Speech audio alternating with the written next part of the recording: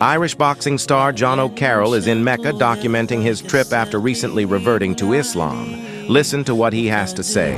Better than Mecca. Look at this. 3:30 in the morning. We out here, baby. Look at this. Everyone out here, 3:30. Look at how powerful this is. I'm here with all my brothers, experiencing this for the very first time. Inshallah, I hear many more times.